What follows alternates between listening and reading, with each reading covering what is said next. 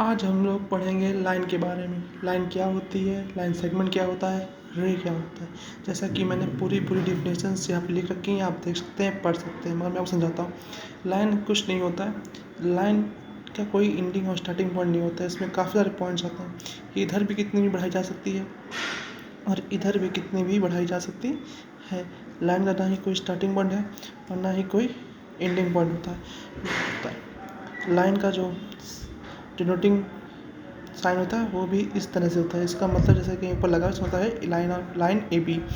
Line segment क्या होता है? जो लाइन सेगमेंट होता है बेटा, लाइन जो होती है वो कभी कॉपी में खींची नहीं जा सकती। ये भी एक नया देखा जाए तो लाइन सेगमेंट ही हम लोग खींच पाते हैं कॉपी में, क्योंकि लाइन सेगमेंट क्या होता है, ऐसे लाइन का एक मेजरेबल पार्ट ही उसको हम क्या बोलते हैं, लाइन सेगमेंट बोलते हैं। जैसे ये लाइन 2 सेंटीमीटर की होगी जिसको हम लोग क्या कर सकते हैं, मेज़र कर सकते हैं। मतलब ऐसी लाइन जिसको हम लोग मेज़र कर सकते हैं उसको हम लोग अपना लाइन सेगमेंट बोलते हैं। लाइन सेगमेंट का साइन जो होता है वो इस तरह से होता है। और रे आपको पता है किसी पॉइंट से रे होती है और उसका कोई एंडिंग पॉइंट नहीं होता। रे का साइन ये होता है। यहाँ से तीनों में इस तरह से डिफरेंस समझ में आता है कि इस तरह का साइन कहीं पर है, इस मतलब लाइन है। इस तरह का साइन है मतलब लाइन सेगमेंट है। और इस तरह का साइन कहीं पे बना है मतलब वो क्या है, हमारी रे है। अब लाइन के कुछ कंसेप्ट सीखने होंगे हम लोग कि कैसे हम लोग स्लोप निकालते हैं, कैसे हम लोग लाइन से पता करते हैं। ये एक प्लेन होता है बेटा, ये एक्स एक्सिस है हमारा, ये हमारा वाई एक्सिस है, ये एक्स एक्सिस है, ये वाई एक्सिस है। एक्स एक्सिस के साथ जब लाइन क्या करती है, इंक्लाइन होती है और जो एंगल बनाती है एंटी क्लॉकवाइज, वही जो होता है वही इंक्लाइन एंगल होता है। ये क्या होता है, ये होता है इंक्लिनेशन एंगल। इंक्लिनेशन एंगल को जब हम लोग टैन के साथ लिख देते हैं वही होती है हमारी स्लोप। क्या होती है, स्लोप को हम लोग स्मॉल m से शो करते हैं। अब बात करते हैं जैसे इस लाइन में हमें कोई 2 पॉइंट्स पता होते हैं। मान लीजिए जैसे एक पॉइंट ये, एक पॉइंट ये, मानते हैं ये पॉइंट P है, ये Q है और इसके हमको ऑर्डिनेट पता होते हैं, ये x1 y1 और ये पता होते हैं x2 y2। तो हम कैसे स्लोप निकालने का सिंपल तरीका होता है y2 माइनस का y1 अपॉन में x2 माइनस का x1। ये दो तरीके हो गए। जब हमें एंगल ऑफ इंक्लिनेशन पता है या कोई दो पॉइंट पता है तो हम आराम से स्लोप इस तरह से निकाल सकते हैं। इसका एक एग्जांपल मैं देने वाला हूँ कि एग्जांपल है, एंगल अगर 30 डिग्री है और हमसे अगर स्लोप पूछता है, क्या पूछता है, स्लोप पूछ ले, तो हम जानते हैं स्लोप का फॉर्मूला होता है m = tan थीटा।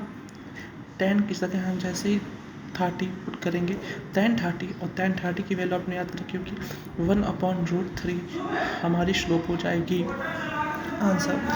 और मान लीजिए बेटा जैसा कि हम लोग को सिर्फ ये पता हो कि जो हमारी स्लोप है, ऐसे भी क्वेश्चन आते हैं, गिवन का क्वेश्चन है, गिवन है हम लोग को, गिवन है क्या, गिवन है जो स्लोप है m = √3।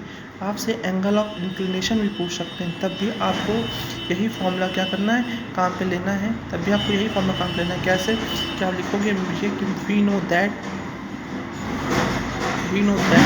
मैं जानता हूँ, क्या जानते हो आप लोग, formula m = tan theta.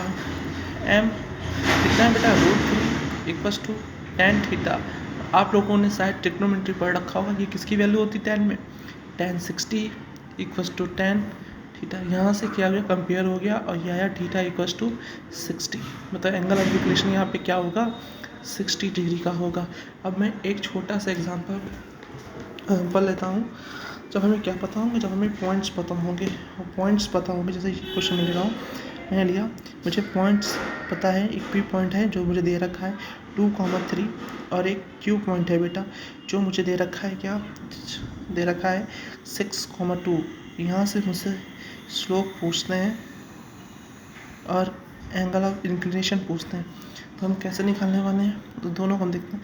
Slope निकालने के हम फॉर्मूला आ रहे होंगे अपना, ये वाला फॉर्म लगेगा m = y2 - y1 अपॉन में x2 - x1।